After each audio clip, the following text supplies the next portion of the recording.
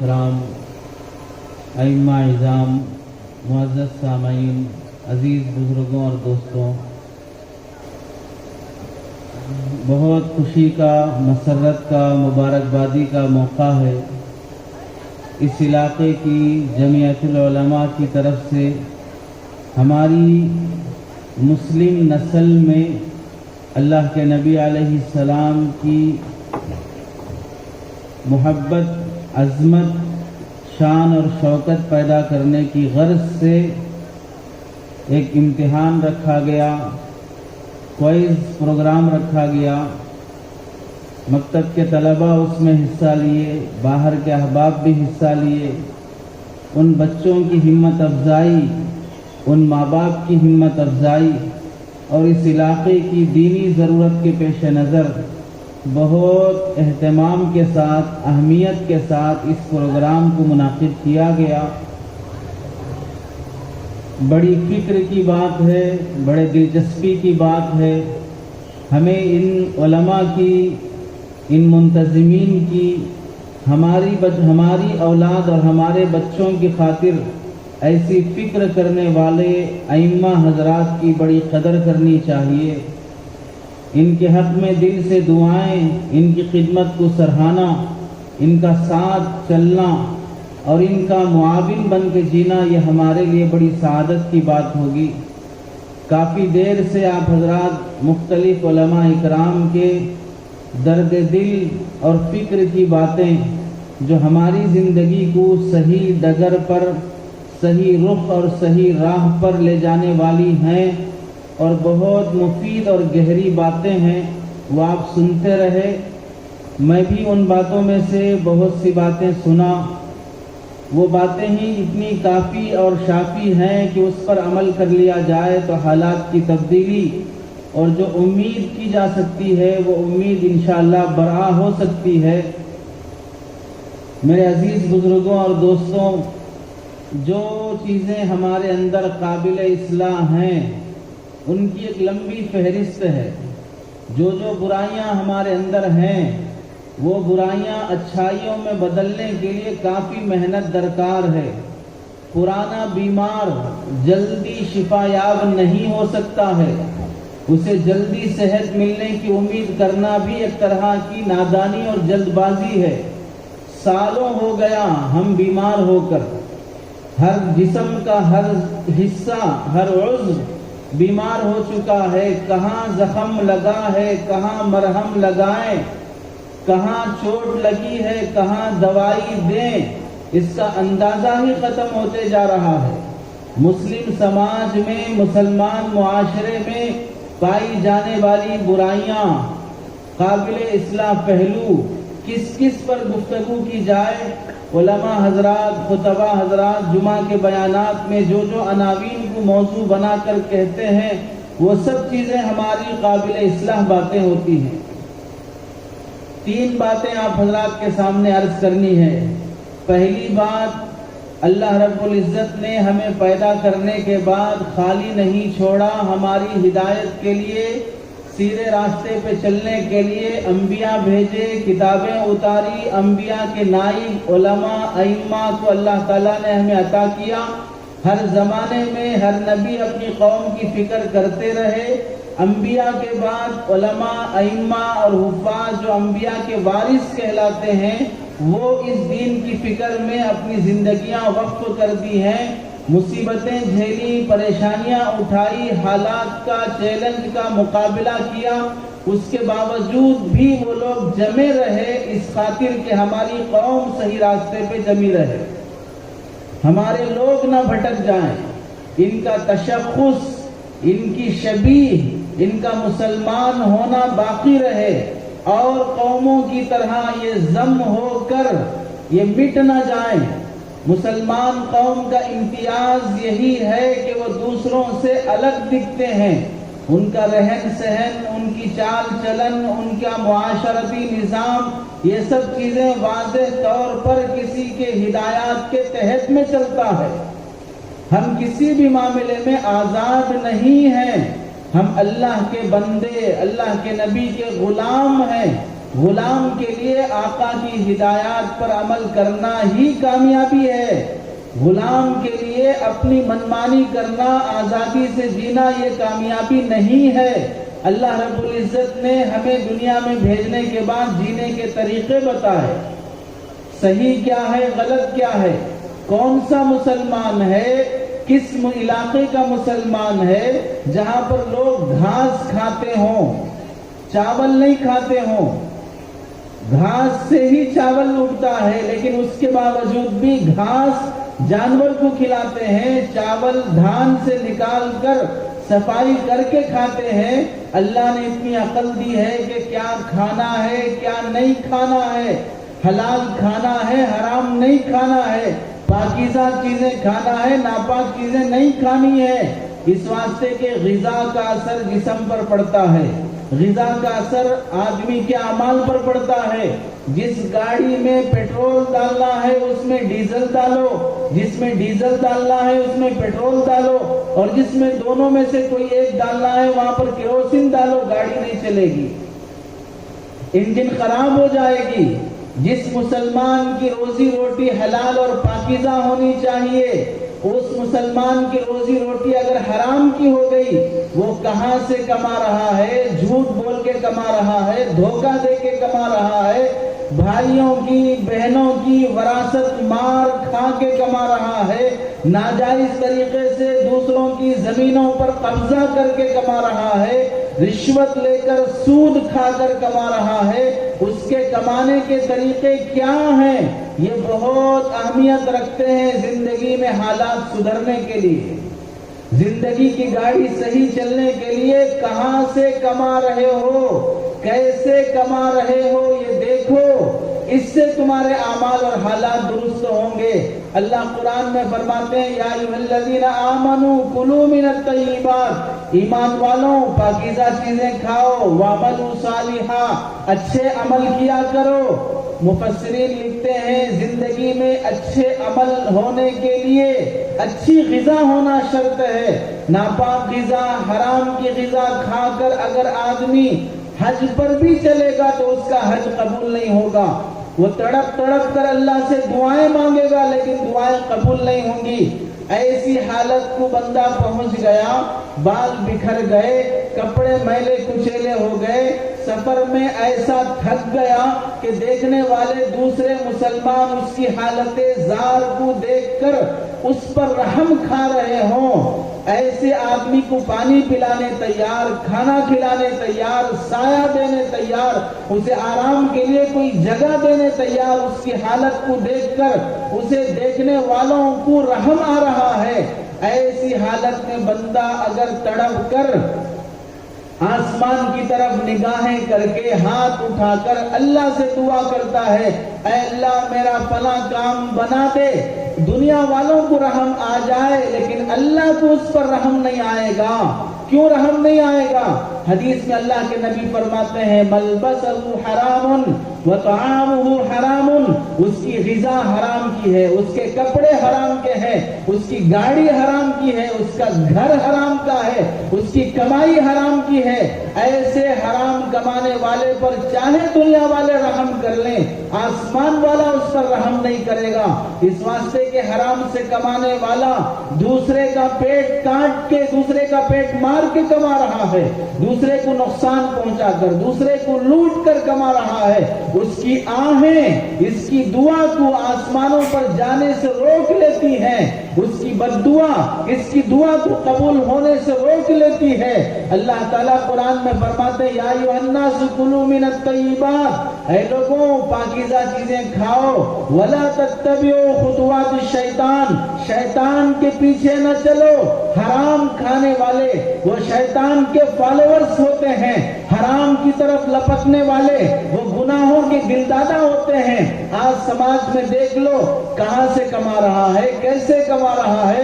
مسجد کا مسلمان، بڑے صف اول میں رہنے والا مسلمان، مسجد سے باہر نکلنے کے بعد، مارکیٹ میں دکان پہ آنے کے بعد وہ مسجد کا مسلمان مارکیٹ میں مسلمان نہیں رہ رہا ہے.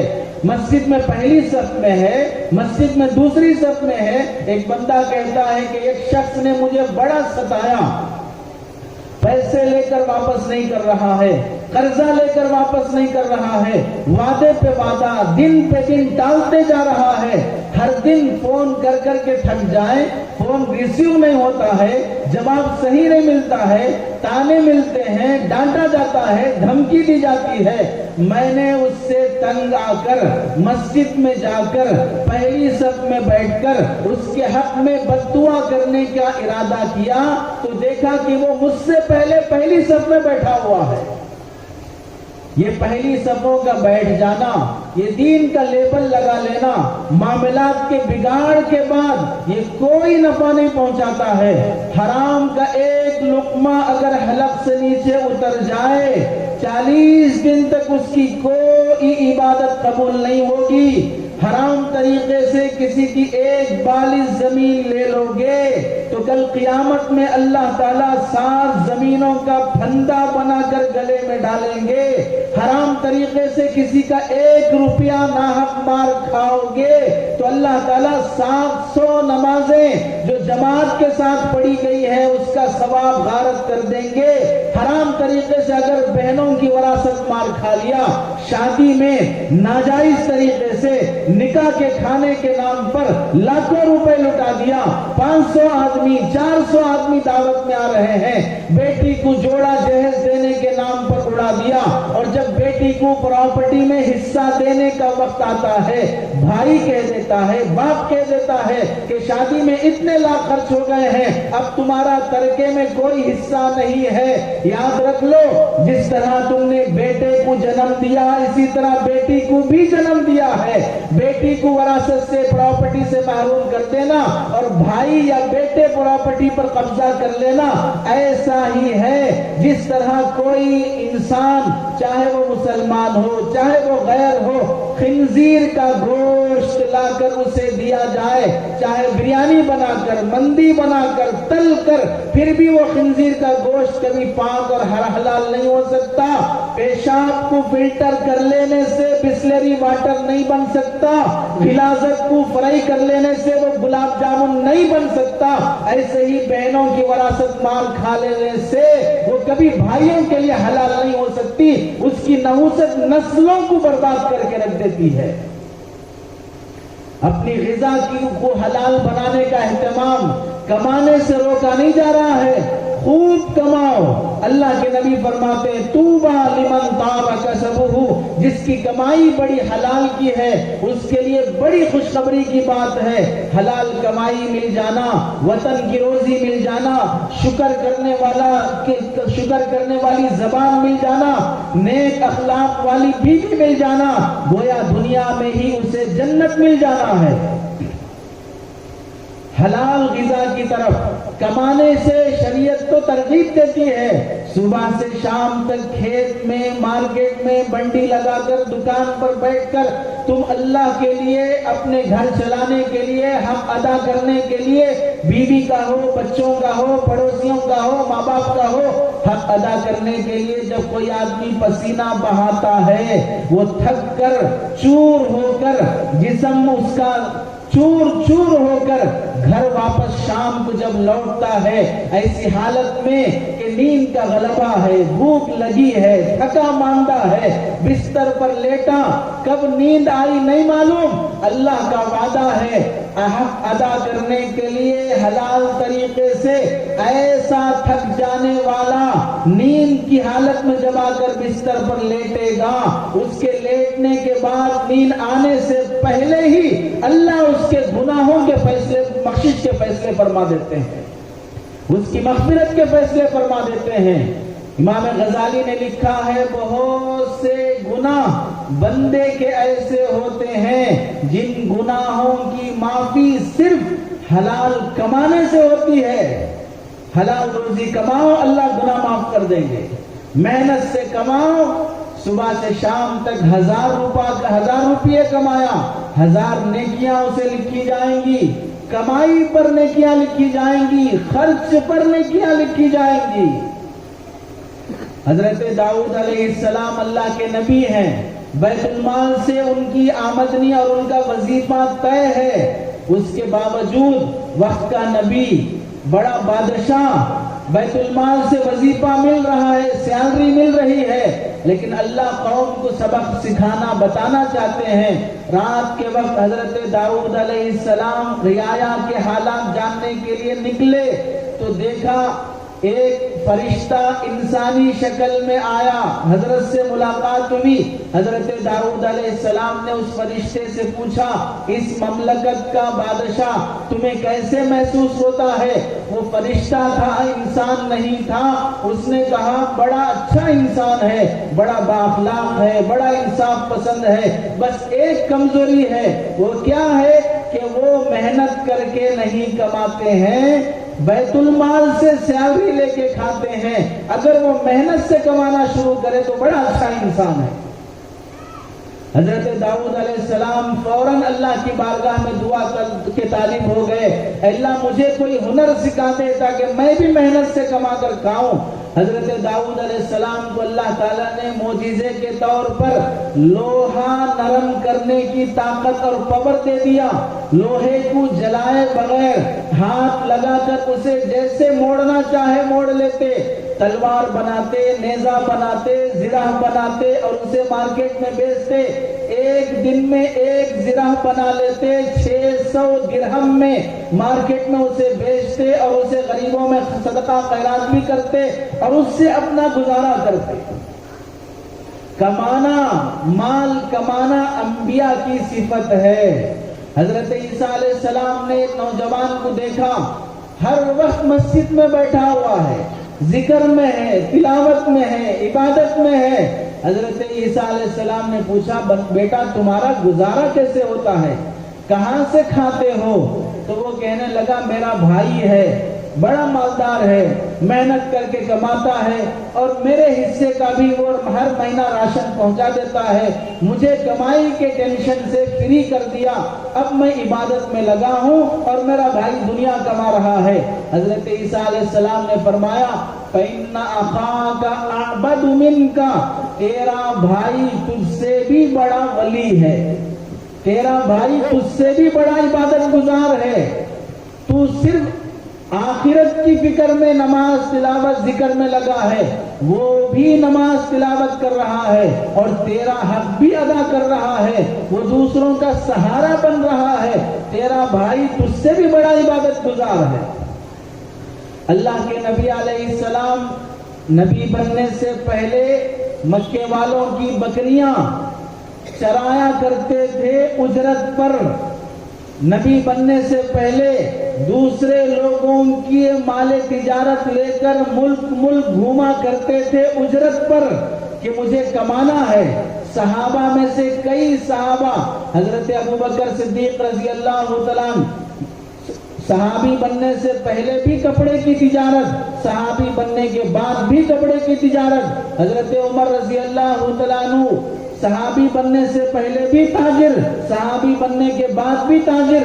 यहाँ तक फरमाया करते थे, अगर कोई आदमी मार्केट में कमाने के लिए आया है, दुकान चला रहा है, मेहनत कर रहा है, तो देख के फरमाते, मुझे तुम मेहनत करते हुए देखता हूँ तो दिल से दुआ निकलती है, बड़ी खुशी होती है कि मुसलमान मार्केट में कमाने के लिए आया है। एक बार मदीने के बाजार में देखा कि मुसलमानों की दुकानें कम हैं, यहूदियों की दुकानें ज्यादा हैं। मस्जिद में आए, सहाबा को जमा किया और नमाज के बाद बयान दिया और फरमाया, क्या बात है, मदीने के बाजार में मुसलमानों की दुकानें कम दिख रही हैं और यहूदियों की दुकानें ज्यादा दिख रही हैं। सुनो, अगर यहूदियों की दुकानें ज्यादा हुई, मुसलमानों की दुकानें कम हो गई, तो फिर मार्केट में सूद का रिवाज हो जाएगा, हलाल तिजारत कम हो जाएगी, इस्लामी तिजारत कम हो जाएगी और यहूदी तिजारत आम हो जाएगी। मार्केट में मुसलमान कम होता देखकर सहाबा को हैबत हो जाती थी। हजरत उमर रजी अल्लाह तआला अन्हु बड़े शान से फरमाते थे, अगर मेरी मौत आए तो मैं चाहता हूं कि अल्लाह के रास्ते में मरूं, अगर उसके अलावा अगर मैं चाहता हूं कि मेरी मौत आए तो किस हालत में आए, मैं मार्केट में रहूं और तिजारत के लिए دکان پر بزنس کرتا رہوں، لوگوں کو سامان دیتا رہوں، پیسے لیتا رہوں، بزنس کرتے کرتے میرا انتقال ہو جائے، ایسی حالت میں مرنا چاہتا ہوں۔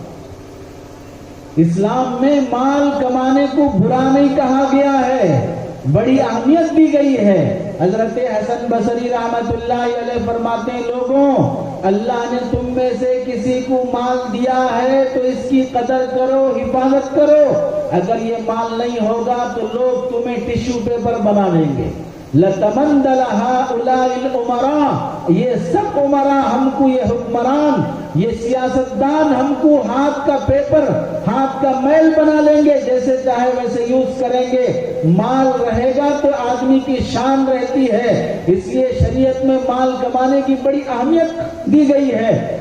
دینی کاموں میں خرچ کرنا، مسجدیں بنانا، مدرسے بنانا، بیواؤں کی، یتیموں کی خدمت کرنا، غیر مسلم بھائیوں کی مدد کرنا، انہیں اسلام سے قریب کرنا، ہر موقع پر مال کی ضرورت پڑتی ہے۔ نماز پڑھنا ہے، اس کے لیے مسجد بنانی ہے، کہاں سے بناؤ گے اگر پیسہ نہیں ہے؟ حج فرض ہے، کرنا ہے، کہاں سے کرو گے اگر پیسہ نہیں ہے؟ زکوٰۃ دینا ہے، فرض ہے، کہاں سے دو گے اگر پیسہ نہیں ہے؟ عبادات کا تعلق بھی اللہ نے مال سے جوڑ کے رکھا ہے۔ صلہ رحمی کرنا آدمی کی روزی کو بڑھاتا ہے، عمر کو بڑھاتا ہے۔ کیسے صلہ رحمی کرو گے اگر پیسہ نہیں ہے؟ کیسا ساتھ دو گے رشتہ داروں کا اگر پیسہ نہیں ہے؟ اسی لیے حضرت عثمان رضی اللہ تعالیٰ ہر کار خیر کے موقع پر، غزوہ تبوک کا موقع آیا، مسلمانوں کو جہاد میں جانا ہے، اللہ کے راستے میں جانا ہے، مال کی ضرورت ہے، تلوار کی ضرورت ہے، گھوڑوں کی ضرورت ہے۔ حضرت عثمان رضی اللہ تعالیٰ ایک موقع پر، تبوک کے موقع پر 300 گھوڑے ساز و سامان کے ساتھ اور 1000 سونے کے سکے اللہ کے نبی علیہ السلام کی خدمت میں پیش کیے۔ وہ موقع اللہ کے نبی سے دعائیں لینے کا ہے، اگر پیسہ نہیں ہے تو کیسے نبی کی دعائیں ملے گی؟ کیسے مسلمانوں کا تعاون ہوگا؟ حضرت عمر کے زمانے میں ایک بندہ آیا، مسجد میں اعلان کیا کہ میں اللہ کے راستے میں جانا چاہتا ہوں، کوئی بندہ میری مدد کر دے، گھوڑا نہیں ہے، تلوار نہیں ہے، نیزہ نہیں ہے، کوئی میرا تعاون کر دے، جہاد میں اللہ کے راستے میں جانے کا جو ثواب ہے اس ثواب میں اس کا بھی حصہ رہے گا۔ حضرت عمر نے جب یہ اعلان سنا، نماز کے بعد اعلان ہوا، سلام پھیرنے کے بعد پوچھا کس نے یہ اعلان کیا ہے؟ فلاں نوجوان نے۔ حضرت عمر مصلی کے پاس سے اٹھ کے آئے، اس نوجوان کا ہاتھ پکڑا اور اس کے ہاتھ کو ایسے اٹھایا اور لوگوں میں اعلان کیا، کون ہے جو اس آدمی کو اپنے کھیت میں نوکر بنا لینا چاہتا ہے؟ کون ہے جو اس آدمی کو اپنی کھیت میں نوکر بنا لینا چاہتا ہے؟ اس وقت تک اسے نوکر بنا کے رکھو جب تک اس کے پاس گھوڑے کے پیسے، تلوار کے پیسے، نیزے کے پیسے جمع نہیں ہو جاتے، اسے نوکر بنا کے رکھو اور مہینہ مہینہ مزدوری اور سیلری دیتے رہو۔ اس کے بعد جب اس کی محنت سے اس کے پاس پیسے جمع ہو جائیں گے تو پھر یہ اپنی مرضی سے جانا ہے جائے۔ ایک صحابی کھڑے ہوئے اور انہوں نے کہا، امیر المومنین، میں ان کو اپنے کھیت کا نوکر بنا لیتا ہوں۔ حوالے کر دیا، چند مہینوں کے بعد واپس آیا، کافی مال جمع ہو چکا ہے۔ حضرت عمر رضی اللہ تعالیٰ نے فرمایا، اب تیری مرضی، جانا ہے جا، نہ اس پیسے سے کما کے اپنے بچوں کو پالنا ہے پال، لیکن لوگوں کے سامنے نیک کاموں کا بہانہ بنا کر سوال کا ہاتھ مت پھیلا۔ آج مسلمان شادیوں کے موقع پر اتنی فضول خرچی اور عیاشی کرتا ہے، غریب سے غریب مسلمان بھی اپنی بیٹی کی شادی کرنا ہو، پیسہ نہیں ہے، قرضہ لے گا، سود پہ لے گا، گھر گروی رکھ دے گا، زمین بیچ دے گا، مٹی پہ لے لے گا، یا نہیں تو اگر جاب ہے تو سیلری کے علاوہ دھوکہ دے کر، رشوت لے کر کمانے کی کوشش کرے گا۔ وہ بھی نہیں ہو سکتا ہے تو مسجدوں کے دروازوں پر آ کر بھیک مانگے گا کہ میری بیٹی کی شادی ہے، کچھ مدد کر دو۔ بچیوں کی شادیاں اتنی مہنگی کیوں ہو گئی؟ کیا دینا پڑتا ہے دامادوں کو؟ کیا مسلمان یہ نہیں دیکھتا کہ شادیاں مہنگی ہونے کی وجہ سے زنا بدکاری آسان ہوتی جا رہی ہے؟ جہاں عبادت مشکل وہاں معصیت آسان، جہاں حلال دشوار وہاں حرام بڑا سہولت سے حاصل ہو جاتا ہے، دودھ جہاں پر مہنگا شراب وہاں پر سستی، بیویوں کی جہاں ناقدری وہاں رکھیلوں کا بازار عام ہو جاتا ہے۔ مسلمانوں کی لڑکیاں غیروں کے ساتھ جانے کے واقعات پر رونا آتا ہے، ان کے اسباب پر غور کر کے کیوں ان سے توبہ کرنے کی توفیق نہیں ملتی ہے؟ حلال کمائی سے اگر زندگی گزارنے کا سوچو گے اللہ اس میں کتنی برکت دیں گے۔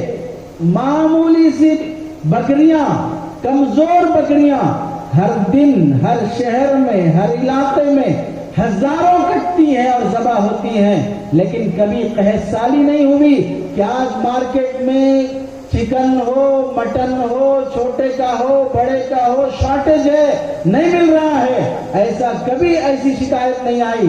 لیکن حرام کے خنزیر، حرام کے کتے مارکیٹ میں دیکھ لو، کبھی کبھار تو ڈھونڈنا پڑتا ہے کہ خنزیر کہاں پر ہے۔ شہروں میں رہنے والے لوگ ہم مہینے گزر جاتے ہیں خنزیر کو دیکھتے نہیں ہیں، مہینوں گزر جاتے ہیں حرام چیزوں پہ نظر نہیں پڑتی ہے۔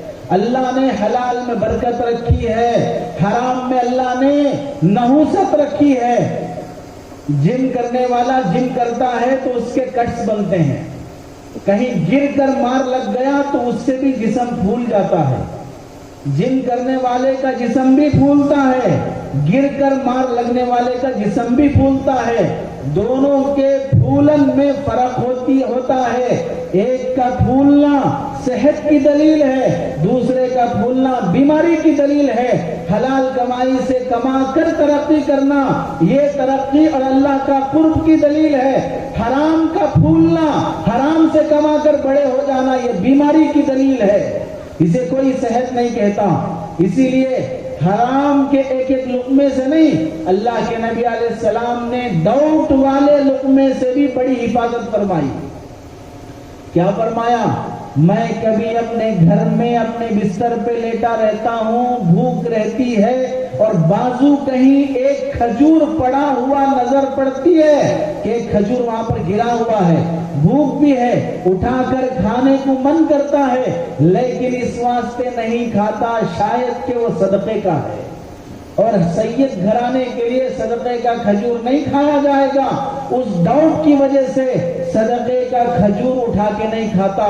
صحابہ میں دیکھ لو، تابعین میں دیکھ لو، حضرت امام ابو حنیفہ رحمت اللہ علیہ کے پاس لوگ آئے اور یہ شکایت لے کر کہ ہماری بکریاں چوری ہو گئیں، کیسے ہم اسے پکڑیں؟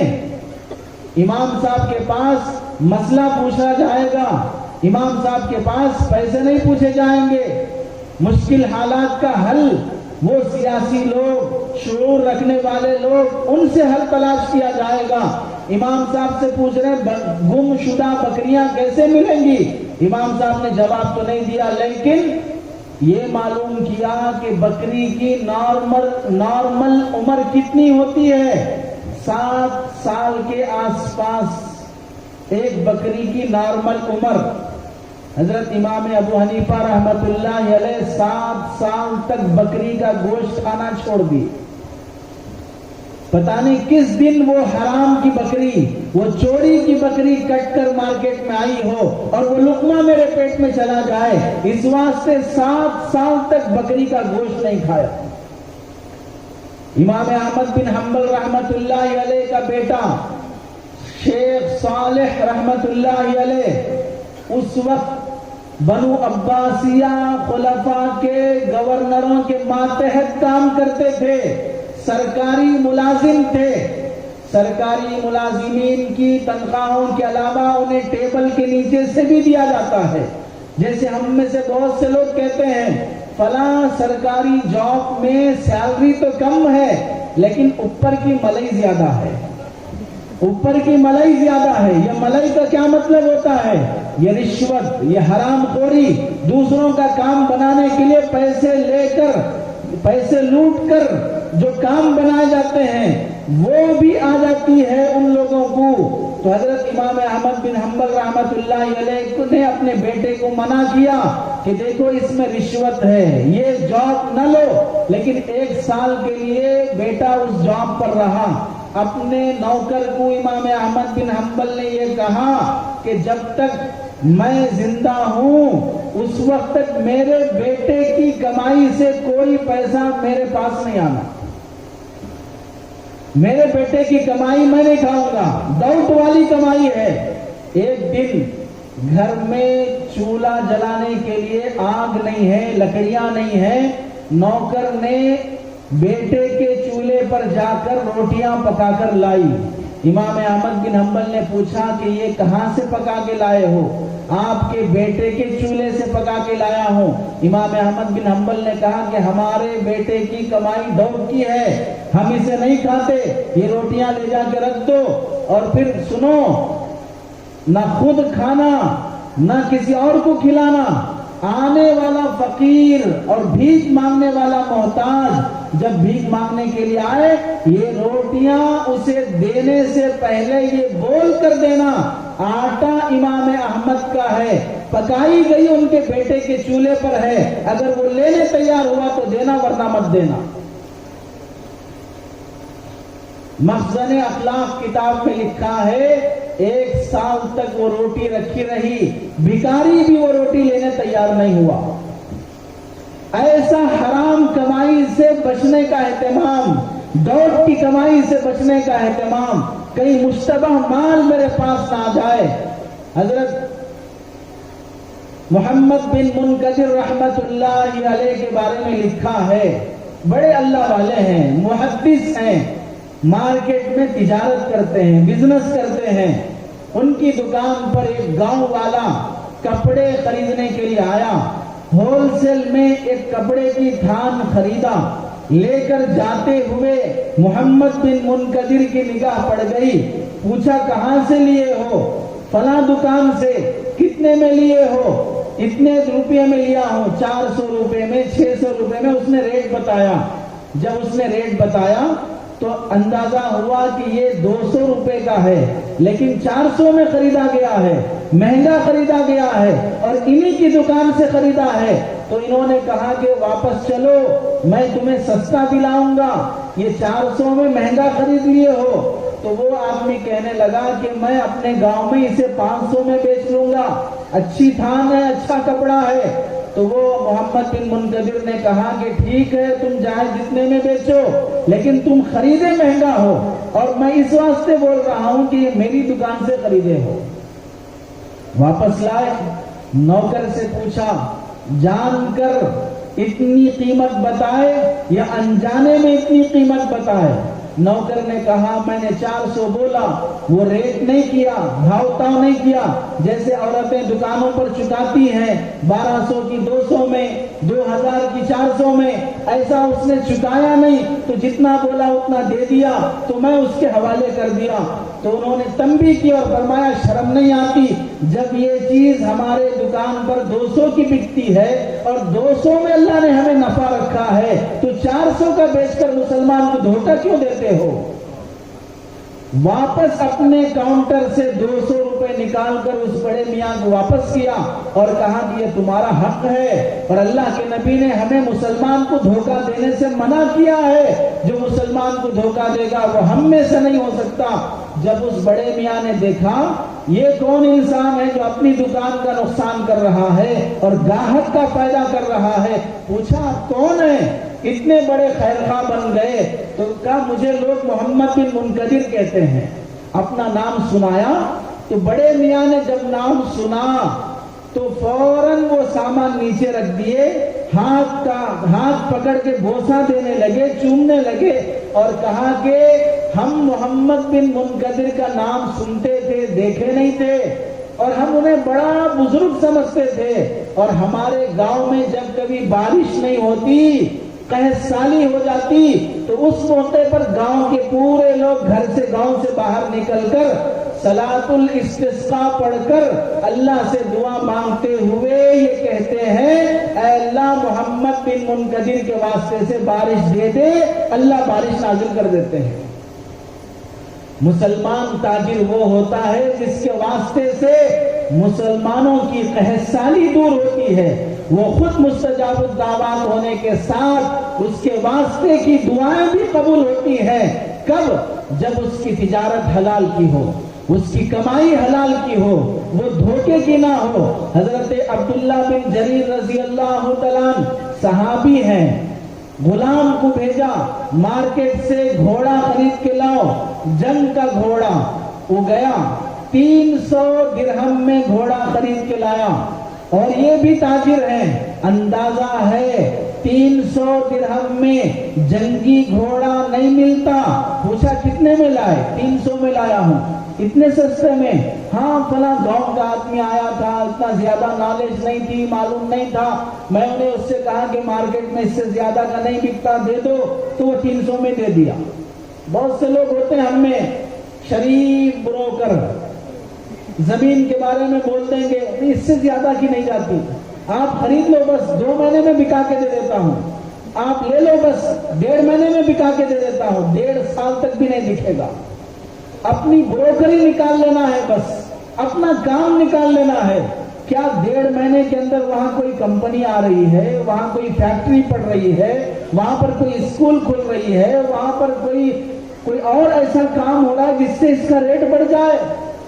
بروکری کی وجہ سے جتنے دھوکے سماج میں ہو رہے ہیں، محض اپنا کمیشن پانے کے لیے، اللہ کی پناہ اس کی وجہ سے حرام جو نسل میں آ رہا ہے، جھوٹ اور دھوکہ جو نسل میں آ رہا ہے، اس کی وجہ سے نسلیں برباد، دعائیں قبول نہیں، ظالم مسلط اور دشمنوں کی طرف سے چاروں طرف سے جھگڑے جانے کے واقعات۔ یہ کیوں؟ اللہ کو ناراض کرنے والے اعمال بھی ہماری زندگیوں میں عام ہو گئے۔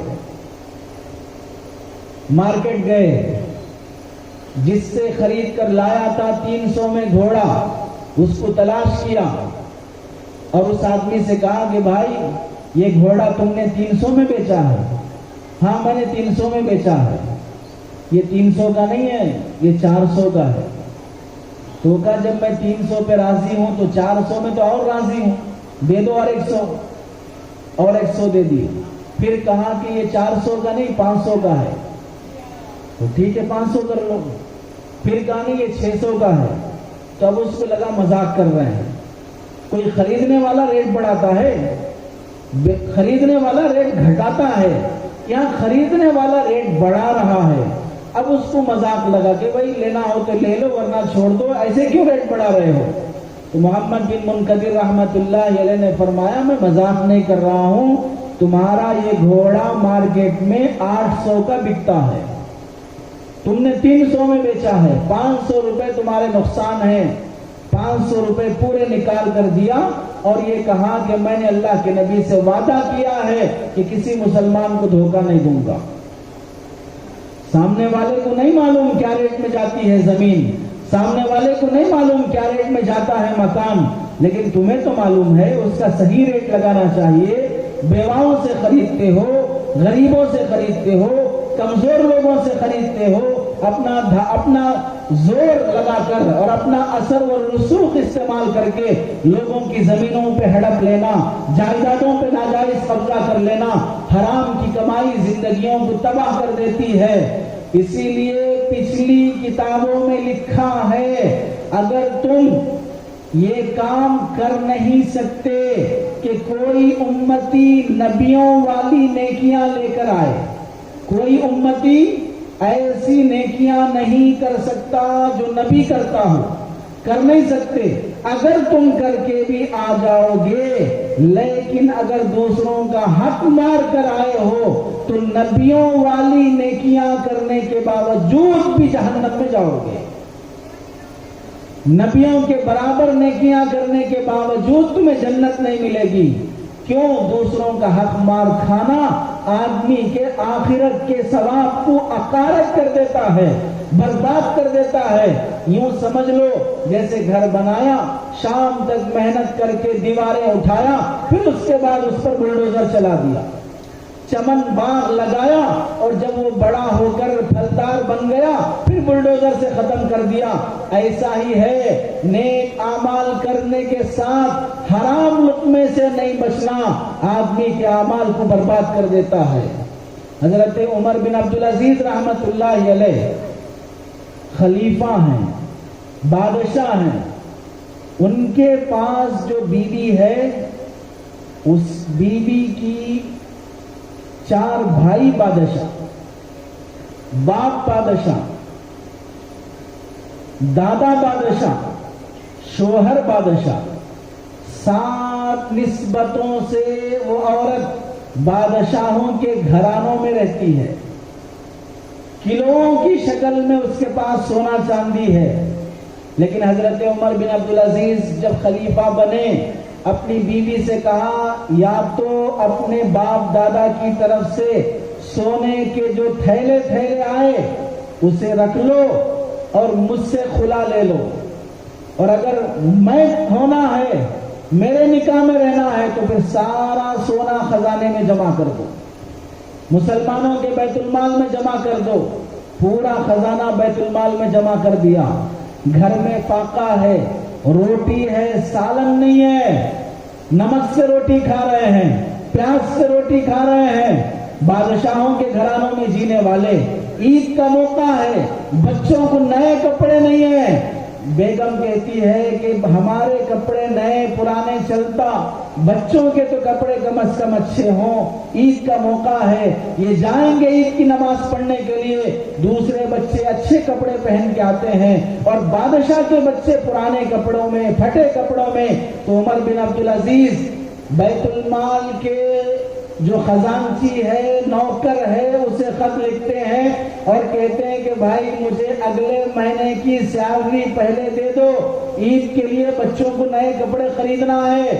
تو خزانچی خط کے پیچھے لکھ کے بھیجتا ہے اگلے مہینے تک زندہ رہنے کی گارنٹی لکھ کے دے دو، میں پیسہ دوں گا۔ کس کو جواب دے رہا ہے؟ بادشاہ وقت کو، جس کے ہاتھ کے نیچے کام کر رہا ہے۔ اب ہمارے پاس تو واچ مین سے لے کر یسائی تک بھی چین سسٹم ہے، یہاں کی بنڈیوں کا بھاڑا معمول فلاں وصول کرنا، وہاں کا فلاں وصول کرنا، وہاں کا فلاں وصول کرنا، ایک کے اوپر ایک، ایک کے اوپر ایک، ایک کے اوپر ایک معمول دیتے آنا، تب جا کے ہماری جاب باقی رہتی ہے۔ سیلریاں ہماری رشوتوں میں نکال لینا، ہماری پراپرٹیاں رشوتوں سے بن جانا، اور یہاں پر عید کے موقع پر بھی کپڑے نہیں ہیں تو 1 مہینے کی پہلے سیلری نہیں مل رہی ہے۔ اور جب انتقال ہوا عمر بن عبدالعزیز رحمت اللہ علیہ کا، بادشاہ کیا خزانہ چھوڑ کے جا رہا ہے؟ 17 دینار، 17 دینار، 5 دینار تجہیز اور تکفین میں لگے، 2 دینار قبر کھودنے میں لگے۔ اولاد کتنی ہے؟ 11 بچے ہیں، 11 بچے ہیں، 17 دینار چھوڑ رہے ہیں، 5 دینار تجہیز تکفین میں، 2 دینار قبر میں، 10 دینار بچے، 11 اولاد ہیں۔ ایک ایک بچے کو 1 دینار بھی نہیں آیا، ایک بچے کو 1 دینار بھی نہیں آیا، لیکن وہ پورے پیسے حلال کے تھے۔ اللہ نے اس میں ایسی برکت رکھی کہ بعد میں 1-2 سال بھی نہیں گزرے، 11 کے 11 بچوں کو اللہ نے 11 مملکتوں کا حاکم اور گورنر بنایا۔ 11 کے 11 بچوں کو اللہ تعالیٰ نے حاکم اور گورنر بنایا۔ حلال اپنی نسل کو دے کر جاؤ گے، وہ حلال ایسی برکت والا ہوگا کہ تم تھوڑا بھی دے کر جاؤ اللہ اس میں برکت دے گا۔ حرام میں اتنی بے برکتی ہے، تم زیادہ بھی دے کر جاؤ، وہی بچے اپنے دینے والے باپ پر لعنت بھیجیں گے، قبر پر فاتحہ بھی پڑھنے نہیں آئیں گے۔ اس لیے میرے بزرگوں، اپنی کمائی کو حلال کی بناؤ۔ اس کے لیے کیا کرنا ہے؟ آدھے انچ کی گولی جس طرح حلق سے نیچے اتارنے کے لیے علماء سے پوچھتے ہو، ڈاکٹروں سے پوچھتے ہو، یہ گولی کھانا، یہ کھانا، کھانے سے پہلے کھانا، کھانے کے بعد کھانا، دن میں کتنے ٹائم کھانا، گولی پوچھ کے کھاتے ہو، کیوں؟ غلط گولی چلی گئی انفیکشن ہو جائے گا، ریاکشن ہو جائے گا، مر جائیں گے، جان جائے گی، قبر میں جائیں گے، یہ ڈر ہے جان کا، آدھے انچ کی گولی پوچھ کے کھا رہے ہو۔ ایسے ہی جب ڈر ہے ایمان کا تو 3 ٹائم کا کھانا 4 پلیٹوں کی شکل میں حلق سے نیچے اتارتے ہو، پوچھ کے کھاؤ علماء سے کہ یہ کھانا نہیں کھانا۔ شادی کی دعوت ہو گئی، نکاح کی دعوت، لڑکی والوں کی طرف سے کھانا ہے، بھاگ رہے ہیں، مسجد میں اعلان ہو رہا ہے فلاں کے گھر میں نکاح ہے، سب مسلیوں کو دعوت ہے، لڑکی والوں کی طرف سے کھانے کی شرعی حیثیت کیا ہے؟ کبھی پوچھ لیا علماء سے؟ لڑکی والے کھانا کھلا سکتے نہیں کھلا سکتے نکاح میں؟ زبردستی سے کھلانا، مطالبے پہ کھلانا، نہیں کھلا سکتے ہیں تو قرضہ لے کے کھلانا، بیان سے لون لے کے کھلانا، پراپرٹیاں بیچ کے کھلانا۔ اب بڑے شریف آدمی ہیں، ہمیں جوڑا جہیز کچھ نہیں چاہیے، بس مینو اچھا ہونا چاہیے۔ لڑکے والے مینو طے کر کے بھیجیں گے لڑکی والوں کو، بولیں گے ہماری طرف سے 200 آدمی آئیں گے۔ یہ 200 آدمی کیوں آ رہے ہیں؟ کس کے پاس آئیں گے؟ یہ مطالبوں کے ساتھ کھلایا جانے والا کھانا حلال کا ہو ہی نہیں سکتا ہے، مانگنے کے بعد ملنے والا کھانا حلال کا ہو ہی نہیں سکتا ہے۔ اللہ کے نبی نے اپنے 11 نکاح میں کسی نکاح میں نکاح کا کھانا نہیں کھلایا، 4 بیٹیوں کے نکاح میں کسی نکاح میں نکاح کا کھانا نہیں کھلایا۔ اور بعض ایسے ہوتے ہیں لڑکی والوں سے جوڑا جہیز کی رقم لیں گے، اسی رقم میں سے ولیمے کی دعوت کریں گے۔ جوڑا جہیز کی رقم رشوت ہے، حرام ہے، وہ خنزیر کے گوشت سے بھی زیادہ غلیظ ہے، وہ رقم لے کر پھر اس میں سے ولیمے کی دعوت کی جا رہی ہے، اور ماشاءاللہ سب کھانے کے لیے جا رہے ہیں۔ انجانے میں کھا لیے، معلوم نہیں تھا، صحیح تھا غلط تھا، تو بھی یاد رکھو حرام کھانے کا گناہ اگرچہ نہیں ہوگا لیکن حرام کی نحوست سے دعائیں پھر بھی قبول نہیں ہوں گی۔ حکم کا تعلق، حلال حرام ہونے کا تعلق آدمی کے علم سے ہے، اور اس کے باطنی اثرات کا تعلق آدمی کے علم سے نہیں ہے۔ انجانے میں بھی اگر کوئی آدمی حرام کھا لیتا ہے تو بھی اس کا اثر پڑتا ہے۔ اللہ نے ہر انسان کی، ہر جانور کی غذا متعین کی ہے۔ جانور کیا کھائے گا؟ بلی کیا کھائے گی؟ بھینس کیا کھائے گی؟ شیر کیا کھائے گا؟ کتا کیا کھائے گا؟ ہر ایک کی غذا طے ہے۔ اگر بھینس کو بریانی کھلاؤ، بلی کو اگر گھاس کھلاؤ نہیں ہضم ہوگا، ایسے ہی مسلمان کو اگر حرام کھلایا جائے گا ہضم نہیں ہوگا، اس کا ریاکشن نسلوں پہ پڑے گا، اس کا انفیکشن نسلوں پہ پڑے گا، اس کا برا اثر سماج پر پڑے گا۔ جھوٹ ہے، دھوکہ ہے، رشوت خوری ہے، حرام کے جتنے شعبے ہو سکتے ہیں ان شعبوں سے نسل برباد ہوگی، سماج برباد ہوگا۔ اس واسطے مسلمان پہلے اپنی غذا حلال کرنے کی کوشش کرے۔ دوسری بات، مسلمان ہے، مسلمان ہونا دکھاؤ۔ غیر مسلم ہے، وہ اپنے رہن سہن سے غیر مسلم ہونا دکھاتا ہے۔ سکھ ہے، رہن سہن سے سکھ ہونا دکھاتا ہے۔ ڈاکٹر ہے، اس کے لباس سے ڈاکٹر ہونا پتہ چلتا ہے۔ لائر ہے، اس کے لباس سے لائر ہونا پتہ چلتا ہے۔ مولوی صاحب ہیں، ان کے لباس سے مولوی صاحب ہونا پتہ چلتا ہے۔ پولیس ہے، اس کے ڈریس سے پولیس ہونا پتہ چلتا ہے۔ ملٹری مین ہے، اس کے ڈریس سے ملٹری مین ہونا پتہ چلتا ہے۔ تو مسلمان کے رہن سہن سے، اس کے ڈریس سے کیوں پتہ نہیں چلتا کہ مسلمان ہے؟ اللہ نے جانوروں میں، پھلوں میں، مخلوقات میں امتیاز رکھا۔ سیب آم کے جیسا نہیں دکھتا، آم امرود کے جیسا نہیں دکھتا۔ اگر تھوڑی دیر کے لیے سیب تربوز کے جیسا دکھے، خریدو گے؟ تو کون سی دوائی ڈالے نہیں معلوم، سیب اتنا رہتا لیکن اتنا دکھ رہا ہے۔ شکلیں باہر کی بدلے گی تو خریدنے سے ڈرتے ہو، تو پھر یہ باہر کی جو شکلیں مسلمانوں کی ہیں، یہ مسلمانوں کی کیوں نہیں دکھ رہی ہیں؟ ہمارا لباس، ہمارا چہرہ، ہمارے سر کی ٹوپیاں، ہمارے محلے، غیروں کے محلے اور مسلمانوں کے محلے، کیا فرق ہے؟ غیروں کی دکانیں، مسلمانوں کی دکانیں، کیا فرق ہے؟ غیروں کی گاڑیاں، مسلمانوں کی گاڑیاں، اس کی گاڑی میں بھی گانے، اس کی گاڑی میں بھی گانے، ان کے محلے میں بھی لڑائی جھگڑے، ان کے محلے میں بھی لڑائی جھگڑے، ان کے محلے پھر بھی پاک رہتے ہیں، ان کے محلے غلیظ رہتے ہیں، ان کے محلوں میں رات کے 12 ہونے تک تو سناٹا، کوئی نہیں جاگتا، یہاں رات کے 2-2 بجے تک نوجوان لڑکے چبوتروں پہ بیٹھے گلیوں میں کھیلتے ہوئے، موبائل دیکھتے ہوئے اور لوگوں کو ستاتے ہوئے رات کے اندھیرے میں کرکٹ کھیلتے ہوئے نظر آتے ہیں۔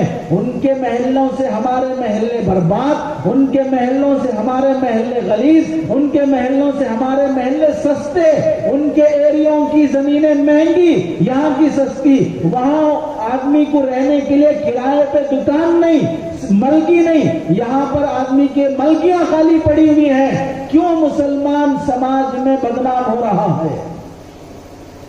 اللہ کے نبی علیہ السلام نے اپنی شبیہ کو اسلامی باقی رکھنے کے لیے کیا کیا ہدایات دی؟ پگڑی باندھے ہیں، اندر ٹوپی ہے نہیں ہے، اسی پگڑی کو دوبارہ نکال کر ایسے باندھیں، ٹوپی نکال کر، محسوس بھی نہیں ہوگا کہ مول صاحب اندر ٹوپی پہن کے پگڑی باندھے یا بغیر ٹوپی کے پگڑی باندھے ہیں، معلوم بھی نہیں چلے گا۔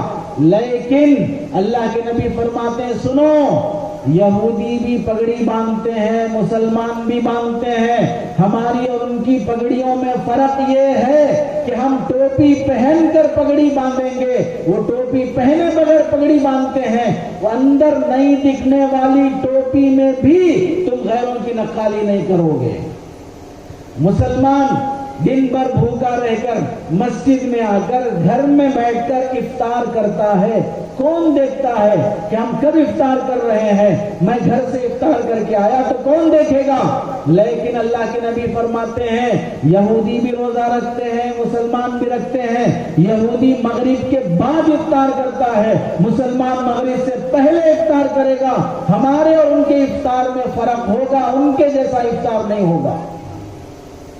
عاشورہ کا روزہ رکھنے کا حکم ہے 10 محرم کا، یہودی بھی رکھتے ہیں، مسلمان بھی رکھتے ہیں، اللہ کے نبی نے فرمایا مسلمان 2 رکھے گا، یہودی 1 رکھتا ہے، ہم ان کے جیسا نہیں رکھیں گے۔ سلام یہودی بھی کرتے ہیں، مسلمان بھی کرتے ہیں، یہودی ہاتھ کے اشارے سے کرتے ہیں، مسلمانوں کو حکم ہے ہاتھ کے اشارے سے نہیں، زبان سے سلام کیا جائے گا، دور ہے آواز نہیں جاتی تب اشارے کرو، لیکن زبان سے بولنا تب بھی ضروری ہے۔ ہمارے اور ان کے سلام میں فرق رہے گا۔ یہودیوں کے صحن، گھر کے صحن پاک نہیں ہوتے، ہمارے صحن پاک ہوتے ہیں، ہمارے اور ان کے گھروں میں فرق یہ رہے گا کہ ہمارے صحن پاک رہیں گے۔ مسلمانوں کی یہ ساری ہدایات کیوں دی گئی ہے؟ اگر کوئی مسلمان ایسی ٹوپی پہنے گا، ایسا لباس پہنے گا جو غیروں کے پہننے کا ہے، تو اللہ کے نبی علیہ السلام اتنی سخت وعید بیان فرمائی کہ تم دکھنے میں مسلمان دکھتے ہی نہیں ہو، اللہ کی رحمت اور اللہ کی محبت تم پر برسے گی کیسے؟ اللہ کے دشمنوں کا لباس پہنے ہو۔ حضرت قاری طیب صاحب رحمت اللہ علیہ نے لکھا ہے فرعون کو جب پانی میں ڈبو دیا گیا، اس موقع پر فرعون کے لشکر میں سے ایک آدمی کو اللہ نے بچا لیا۔ کون ہے؟ فرعون کے دربار میں وہ جوکر تھا، فرعون کے پاس آ کر بولتا تھا آج میں موسیٰ کو دیکھا، وہاں وہ گلی میں ایسا عصا لے کے جا رہے تھے، وہاں ایسا تقریر کر رہے تھے، وہاں ایسا بات کر رہے تھے، ایسا لے کر رہے تھے، کاپی مار کر چڑھاتا تھا، موسیٰ علیہ السلام کو چڑھاتا تھا۔ اس جوکر کو اللہ تعالیٰ نے اس عذاب سے بچا لیا۔ حضرت موسیٰ علیہ السلام نے اللہ سے پوچھا اللہ یہ مجھے چڑھاتا تھا، اس کے چڑھانے سے تکلیف ہوتی تھی، آپ نے اس کو بچا لیا۔ تو اللہ تعالیٰ نے فرمایا کہ موسیٰ یہ تمہاری کاپی مارتا تھا اس واسطے بچا لیا، تم مجھے محبوب، جو تمہاری کاپی مارے وہ بھی مجھے محبوب، تم مجھے پیارے، جو تمہاری کاپی مارے وہ بھی مجھے پیارا. بتاؤ، وہ چڑھانے والا عظمت اور محبت میں کاپی نہیں مار رہا ہے، چڑھانے کے لیے کاپی مار رہا ہے. ہم اللہ کے نبی علیہ السلام کا رہن سہن محبت اور عظمت میں کریں گے تو اللہ تعالیٰ ہمیں کیوں نہیں بچائیں گے؟ موجودہ دشمنوں سے، موجودہ ظالم طاقتوں سے بچنا چاہتے ہو، مسلمان اپنا شعار، اپنا رہن سہن، اپنا لباس، اپنا کپڑا. اب دیکھو، کوئی مسلمان لڑکی کسی بس میں جا رہی ہے، وہاں 2-4 آوارہ قسم کے لڑکے ہیں، دوسرے مذہب کے ہیں، وہ اس مسلمان لڑکی کو چھیڑ رہے ہیں. کیوں؟ پوری بس میں کوئی برقع پہنی ہوئی نہیں دکھ رہی ہے، ایک اکیلی لڑکی ہے. پوری کالج میں کوئی برقع پہنی ہوئی نہیں دکھ رہی ہے، ایک اکیلی ہے. اب دشمن کو چھیڑنا، ستانا دل میں آئے گا. اگر اس کالج میں، اس بس میں 10 لڑکیاں برقع پہنی ہوئی، 10 لڑکے ٹوپی کرتے پیجامے کے ساتھ دکھیں گے تو ہے کوئی مائیں کا لال جو مسلمان لڑکی کو چھیڑنے کی ہمت کرے؟ کیوں اسے ہمت نہیں آئے گی؟ یہ تمہارا لباس کا روب ہے، یہ تمہارے لباس کا روب ہے. یہ میجارٹی دکھے گی، اس کی وجہ سے کسی دشمن کو چھیڑنے کی ہمت نہیں ہوتی. موب لنچنگ میں مارے جانے کے قصے سن رہے ہیں، کیوں؟ کوئی دکھتا ہی نہیں ہے کہ یہاں مسلمان ہیں. کسی ایک کو پکڑا، نام پوچھا، پھر معلوم ہوا کہ مسلمان ہے، اب مارو. اگر اپنی جان بھی بچانا چاہتے ہو، اپنے وجود کو دکھاؤ، دھاڑو، پکارو، آواز نکالو. جس طرح اپنا وجود دکھانا ضروری ہے، تب جا کے مسلمان بچ سکتا ہے. اپنے شعار کی، اپنے معاشرے کی، کلچر کو بچانا یہ مسلمان کی ذمہ داری ہے.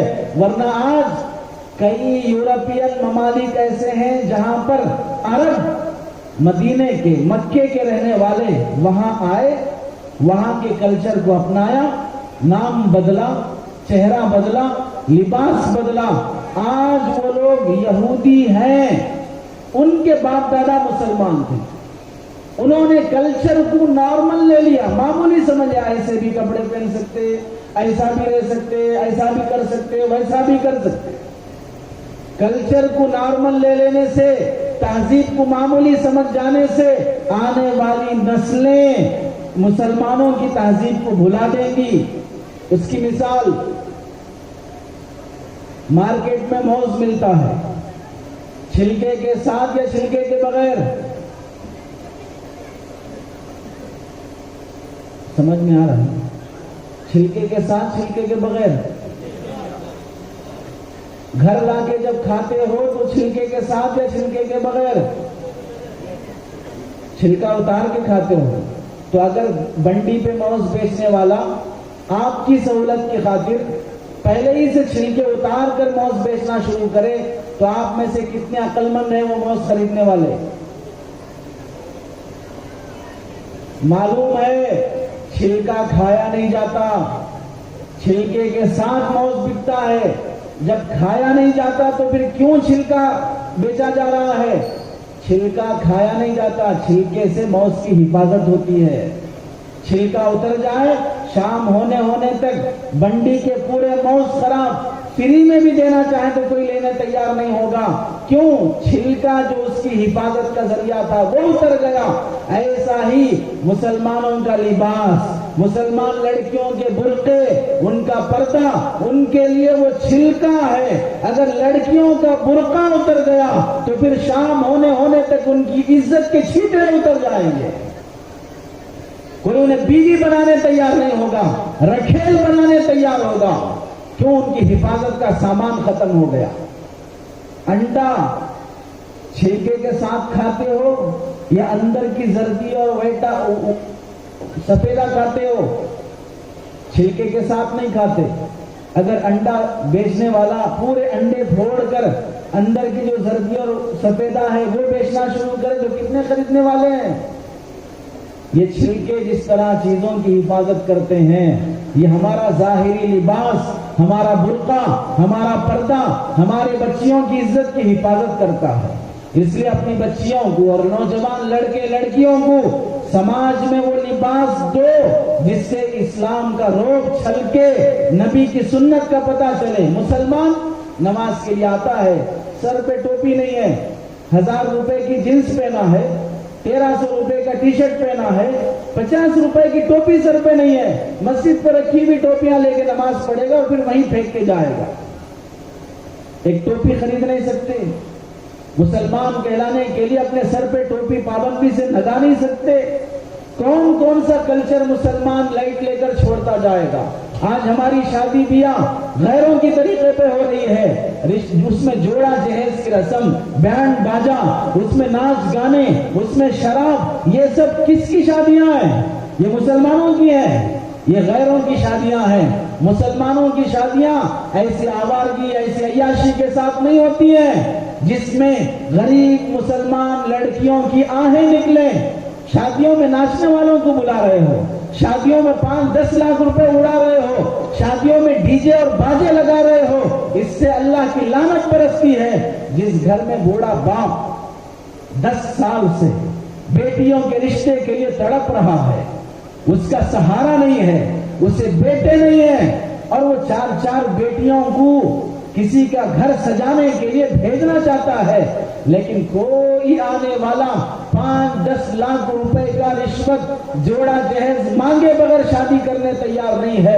اس باپ کی بوڑھی بیٹیاں پارکوں میں، ہوٹلوں میں غیروں کے ساتھ گھوم رہی ہیں، عزت کا نیلام ہو رہا ہے۔ اب اس باپ کو جا کے کہا جائے اپنی بیٹیوں کو بچاؤ، بدنام ہو رہی ہے، وہ باپ کہتا ہے کہ مسلمان لاکھوں روپے آ کے مانگتا ہے، اور وہاں غیر اپنی بیٹیوں کو لے جانے کے لیے محبت کے جال میں پھنسا رہا ہے۔ تو بتاؤ اس میں اس باپ کا یا بیٹی کا قصور ہے یا سماج کے نوجوانوں کا بھی قصور ہے؟ بغیر جوڑا جہیز کے کیوں شادیاں نہیں ہوتی ہیں؟ اور سنو، جوڑے کی رقم چاہے تم اب لیے ہو یا اب سے 20 سال پہلے لیے ہو، وہ رشوت ہے، وہ سود ہے، وہ حرام ہے۔ لعن اللہ الراشی والمرتشی، رشوت دینے والے پر، رشوت لینے والے پر، دونوں پر اللہ کی لعنت ہے۔ اور جو بروکر رشتہ لگاتا ہے، اور لگاتے ہوئے بعض بروکر وہ ہیں کہ اتنے لاکھ ہم تمہیں جوڑے میں جہیز میں دلائیں گے، اس میں سے 10% ہمیں دے دو، یہ بھی اس رشوت خوروں میں داخل ہے، اور یہ پیسہ حلال نہیں ہے۔ مرنے کے بعد یہی پیسہ جہنم میں جانے کا سبب بنے گا۔ اب بھی موقع ہے، اپنے سسرال سے لیا ہوا جوڑے جہیز کا رقم واپس کرو۔ اب بھی موقع ہے، اپنی بیویوں کو مہر نہیں دیتے ہو، سالوں گزر گئے اب تک مہر ادا نہیں کیا ہے۔ اللہ کے نبی فرماتے ہیں مہر دیے بغیر مر جانے والا کل قیامت کے دن اللہ کی بارگاہ میں زنا کرنے والوں کی فہرست میں شمار ہوگا اور ان کی صف میں کھڑا ہوگا۔ بیوی مر جاتی ہے، سرہانے بیٹھ کر کہتے ہیں کہ مہر معاف کر دو، مہر معاف کر دو۔ ساری زندگی کیا کر رہے تھے؟ ساری زندگی مہر دینے کو نہیں ملا ٹائم، اب موت پر معافی مانگنے کا ٹائم ملا ہے۔ اس موقع پر معافی کا اعتبار بھی نہیں ہوگا۔ اس لیے جو شادیاں، جو رہن سہن، جو کلچر حرام طریقے پہ ہو رہا ہے، اس سے توبہ کرو۔ ظاہری طور پر بھی اچھے دکھو گے۔ انسان کسی بچے کو نہلا دھلا پاؤڈر لگا کر پیارا دکھتا ہے، اٹھا کر پیار کرتا ہے، اور اگر کوئی بچہ غلاظت کر کے گندا بدبو آ رہی ہے تو باپ بھی اسے قریب لینے تیار نہیں ہوتا ہے، حالانکہ اسی کا بیٹا ہے۔ کیوں؟ ظاہری گندگی بھی نفرت کا سبب، ظاہری پاکی بھی محبت کا سبب۔ اسی لیے ہمارا ظاہری حسن معاشرت یہ اللہ کی محبت کو کھینچتا ہے، اور ہمارا ظاہری رہن سہن کا غیروں کا طریقہ یہ اللہ کی نفرت اور اللہ کی لعنت کو کھینچتا ہے۔ اس لیے مسلمان ہیں تو مسلمانوں کے جیسے بن کے دکھاؤ۔ آخری بات میرے بزرگوں، اپنے بچوں کی ہدایت، ان کی حفاظت کے لیے مکاتب کی تعلیم، ان مکتبوں کی قدر، بچوں کو بچپن میں ہی قرآن حدیث سکھا دینا، یہ ان کے عقیدے اور ایمان کی حفاظت کا ذریعہ ہے۔ حضرت ابن جوزی رحمت اللہ علیہ نے لکھا، ایک بیٹا اپنے باپ کو مار رہا تھا، باپ نے کہا کہ بیٹا میں نے تجھے پال کے بڑا کیا، تو مجھ پر ہاتھ اٹھا رہا ہے۔ بیٹے نے کہا ابا جان آپ نے میرا بچپن میں حق ضائع کیا ہے، اس لیے میں آپ کے 55 میں آپ کا حق ضائع کر رہا ہوں۔ آپ نے مجھے بچپن میں جو تعلیم جو ادب دینا تھا وہ نہیں دیے، اب بڑھاپے میں جیسا میں آپ کے ساتھ پیش آنا تھا ویسے نہیں آ رہا ہوں۔ اگر بچپن میں ہم بچوں کو ٹائم نہیں دیں گے، یہ بچے بڑے ہونے کے بعد ہمیں ٹائم نہیں دیں گے۔ بچپن میں بچوں کا بچپنا ہم پر بوجھ لگے گا، بڑھاپے میں ہمارا بڑھاپا ان پر بوجھ لگے گا۔ اگر بچپن میں ہم انہیں بیبی کیئر میں چھوڑ دیں گے، بڑھاپے میں یہ ہمیں اولڈ ایج ہوم میں چھوڑ دیں گے۔ بچپن میں بچوں کو وقت دینا ماں باپ کی ذمہ داری ہے، بچپن میں تعلیم دینا ماں باپ کی ذمہ داری ہے۔ بچپن کی تعلیم ایسی ہے جیسے دیوار پہ نقش کر دینا۔ مکتب میں پڑھنے والے بچوں کی دعاؤں کی برکت سے اللہ فتنوں کو ٹلاتے ہیں، عذابوں کو ٹلاتے ہیں۔ بچپن میں جو بچے پڑھنے کے لیے آتے ہیں اللہ کی رحمت ان پہ برستی ہے۔ ایک بزرگ نقشبندی سلسلے کے گزرے ہیں، جب ان کے انتقال کا وقت آیا انہوں نے اپنے مریدوں کو وصیت کی۔ کیا وصیت کی؟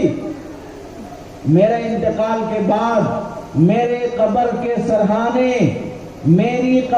سرہانے وہ پتھر گاڑنا جس پتھر پر مکتب کے بچے اپنے جوتے چپل چھوڑا کرتے تھے۔ اللہ سے مجھے امید ہے مکتب کے بچوں کے جوتیوں کے صدقے اللہ مجھے قبر کے عذاب سے بچا لے گا۔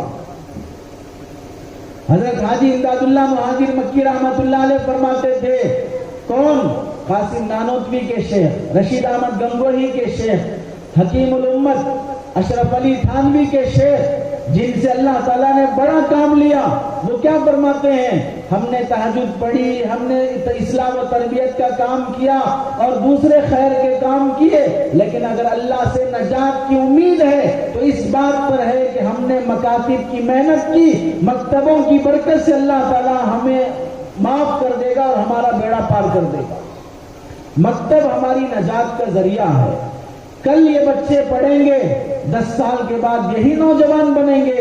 آج جماعت دعوت و تبلیغ کے ساتھی بڑی بڑی عمر کے لوگوں کو ٹھڈیاں پکڑ کر لانا پڑتا ہے۔ اگر انہیں بچپن میں یا آج بھی اگر جس طرح ہم لوگ تعلیم کو، مشورے کو، اللہ کے راستے میں نکلنے کو اہمیت دیتے ہیں، اس کے برابر مکتب کو اہمیت دیں گے، چند سالوں کے بعد اس محنت کی اتنی ضرورت نہیں پڑے گی۔ ضرورت نہ بھی پڑے تو اس عمر کو پہنچتے پہنچتے کتنے نوجوان گمراہ ہو رہے ہیں۔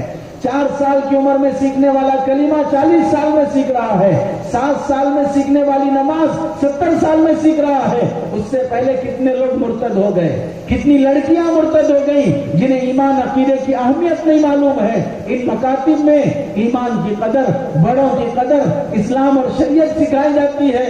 قحط سالی ہو گئی، طوفان آ گیا، وہاں پر پانی آنے کی وجہ سے پوری بستی بہہ گئی۔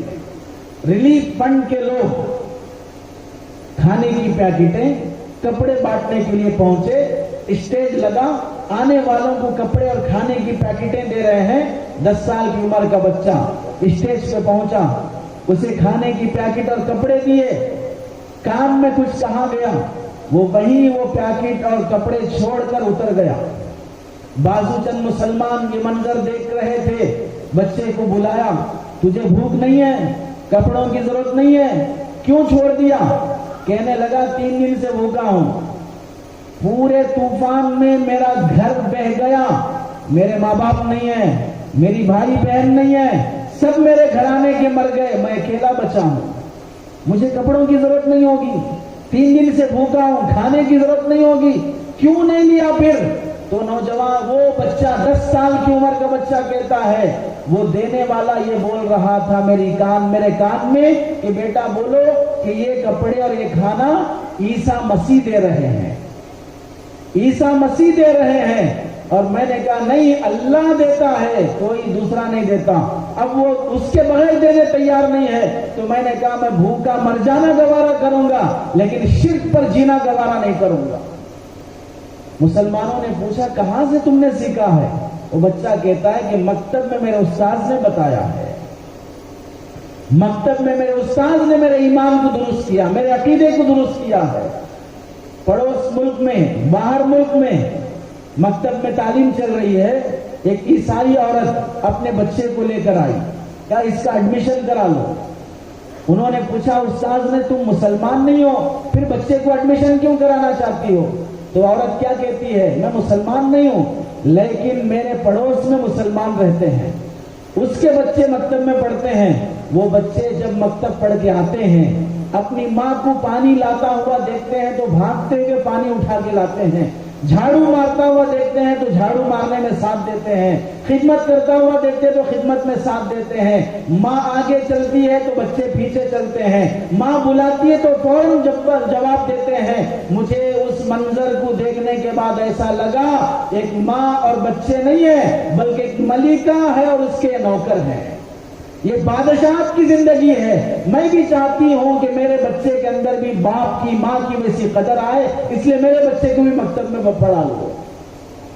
مکتب میں ہمارے بچوں کو انسان بنایا جاتا ہے، بااخلاق بنایا جاتا ہے، اور جن اسکولوں میں آپ پڑھاتے ہو پڑھاؤ، لیکن یاد رکھو KG سے لے کر PG تک کوئی کتاب تمہیں اسکولوں میں ایسی نہیں ملے گی جہاں انسان کو انسان بنانا سکھایا جاتا ہو، جہاں انسانیت سکھائی جاتی ہو، ماں باپ کی قدر سکھائی جاتی ہو۔ ان مکتبوں کا تعاون، ان پڑھانے والوں کی خدمت اور ان کو فیس دینا، ان کی تنخواہوں میں تعاون کرنا، ان کی خدمت کی قدر کرنا، یہ انسانیت ہے، یہ اخلاق ہے، ہمارا شرعی فریضہ ہے۔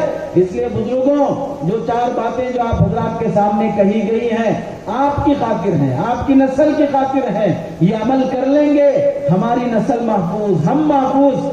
جو علماء آپ کے شہر کے فکر کرتے ہیں ان کا ساتھ دیں، اچھا کرنے والے نہ بنے تو کم از کم برا کرنے والے نہ بنے۔ کسی کی تعریف نہیں کر سکتے تو کسی کی برائی بھی نہ کرو، کسی کو دے نہیں سکتے تو کسی کا چھیننے والے نہ بنو، کسی کا پیٹ نہیں بھر سکتے تو کسی کا پیٹ مارنے والے نہ بنو۔